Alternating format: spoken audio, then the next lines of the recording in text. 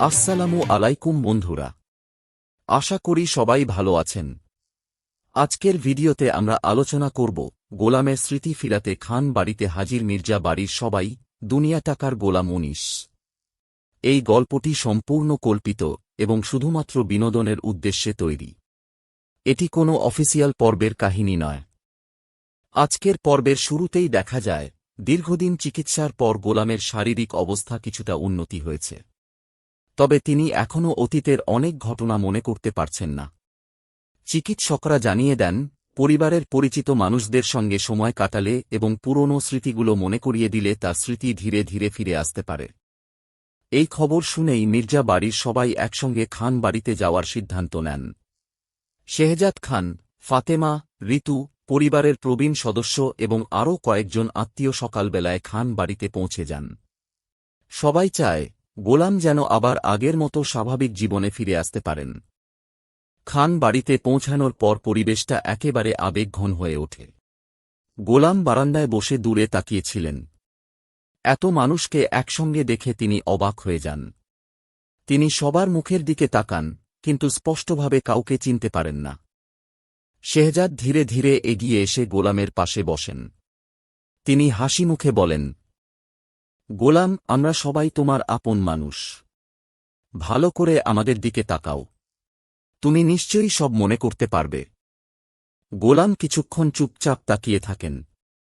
তারপর ধীরে ধীরে বলেন, আপনাদের মুখগুলো খুব চেনা লাগছে, কিন্তু কোথায় দেখেছি কিছুতেই মনে করতে পারছি না। এই কথা শুনে উপস্থিত সবার চোখে জল চলে আসে। ঠিক তখনই ফাতেমা একটি পুরনো অ্যালবাম নিয়ে আসেন। সেখানে পরিবারের অনেক পুরনো ছবি ছিল। একটি ছবিতে দেখা যায় ছোটবেলায় গোলাম, শেহজাদ এবং পরিবারের অন্য সদস্যরা একসঙ্গে ঈদের দিন ছবি তুলেছেন। ছবিটি হাতে নিয়ে গোলামের চোখে একের পর এক স্মৃতির ঝলক দেখা দিতে শুরু করে। তিনি কপালে হাত দিয়ে বলেন, এই ছবিটা আমি যেন কোথাও দেখেছি। এই বাড়িটাও আমার খুব পরিচিত লাগছে। এদিকে চিকিৎসক সবাইকে বলেন, কেউ তাকে জোর করবেন না। শান্তভাবে কথা বলুন। স্মৃতি ধীরে ধীরে ফিরবে।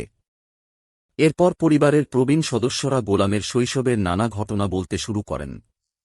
কেউ তার দুষ্টুমির গল্প বলেন, কেউ তার সাহসিকতার কথা মনে করিয়ে দেন। পরিবেশ ধীরে ধীরে আবেগে ভরে ওঠে। একসময় ঋতু একটি পুরনো ঘড়ি এনে গোলামের হাতে দেন।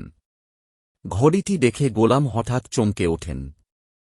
এই ঘড়িটা, এটা তো আমার বাবার ছিল। এই একটি বাক্য শুনেই সবাই আনন্দে কেঁদে ফেলেন। শেহজাদ বুঝতে পারেন গোলামের স্মৃতি ধীরে ধীরে ফিরে আসছে। এদিকে দাউদ খান খবর পেয়ে খুবই অস্থির হয়ে পড়ে।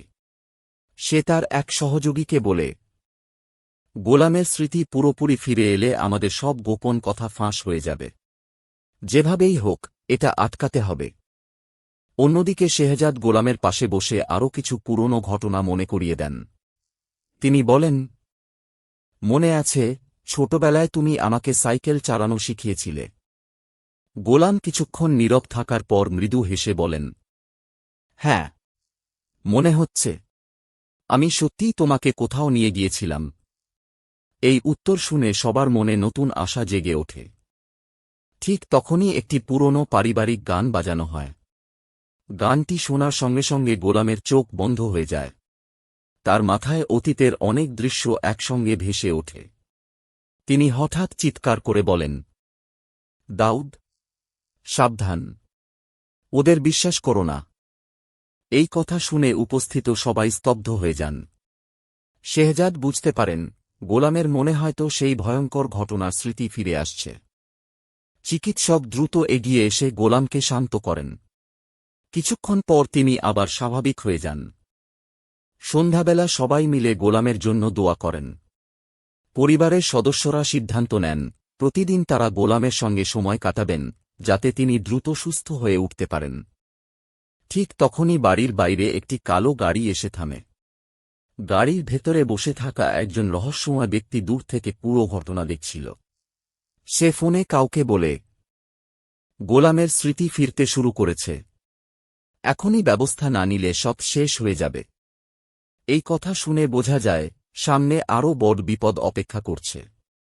পর্বের শেষ দৃশ্যে দেখা যায় শেহজাদ রাতে একা বসে ভাবছেন।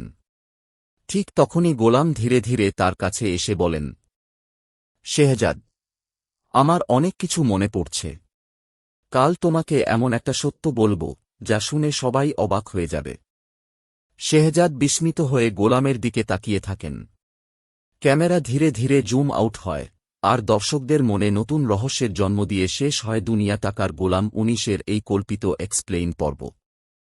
ভিডিওটি যদি আপনাদের ভালো লেগে থাকে তাহলে অবশ্যই একটি লাইক দিন, বন্ধুদের সঙ্গে শেয়ার করুন এবং দুনিয়া টাকার গোলামের নিয়মিত রিভিউ, এক্সপ্লেইন ও নতুন আপডেট পেতে আমাদের চ্যানেলটি সাবস্ক্রাইব করে পাশে থাকা বেল আইকনটি অন করে রাখুন।